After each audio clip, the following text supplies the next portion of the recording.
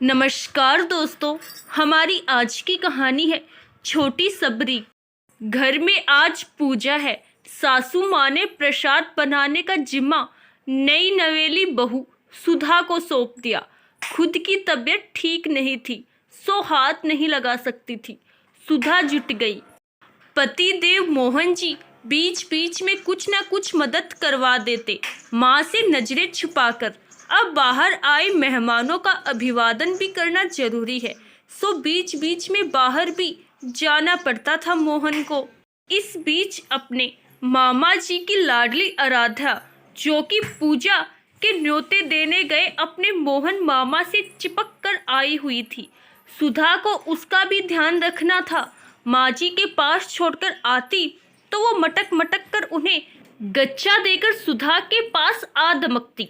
सुधा भी आराध्या को प्यार करती, मगर फिर सासू माँ की साफ सफाई वाले हिदायतें याद आ जाती तो आराध्या को कुछ दूर ही कर देती।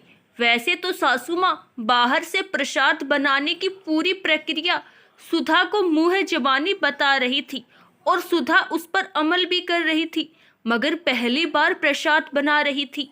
इतने लोग आएंगे, कहीं कुछ कमी रह गई तो सासू माँ के साथ साथ उसका भी परिहास न बनकर रह जाए।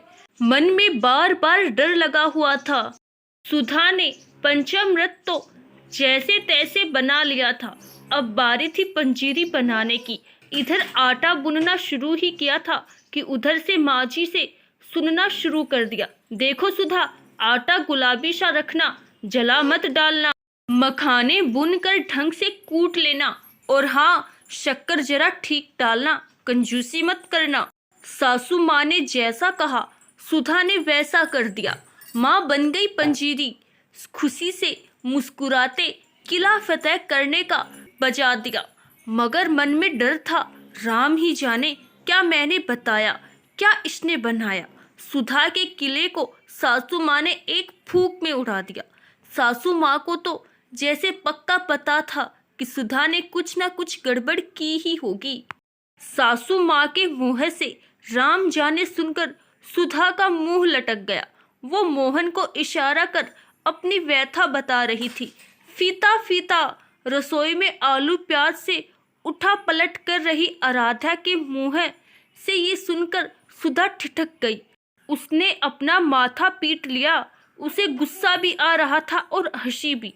आराध्या अपना काम कर चुकी थी। उसकी नन्ही नन्ही उंगलियों पर पंजीरी लगी देखकर सुधा समझ गई फीता फीता का मतलब। उसने जल्दी से परात में रखी पंजीरी में ऊपर से और शक्कर डालकर मिला दी। पूजा शुरू हुई। भोग के लिए रसोई से पंजीरी ले जाते हुए सुधा की नज़र भगवान जी की मंद मंद मुस्कुराती हुई तस्वीर पर पड़ी। वो भी मुस्कुरा दी।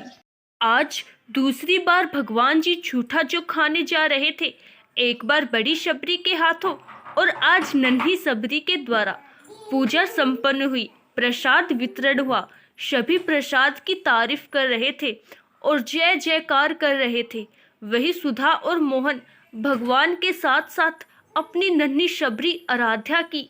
आशा करती हूँ दोस्तों आपको हमारी आज की कहानी जरूर पसंद आई होगी। धन्यवाद।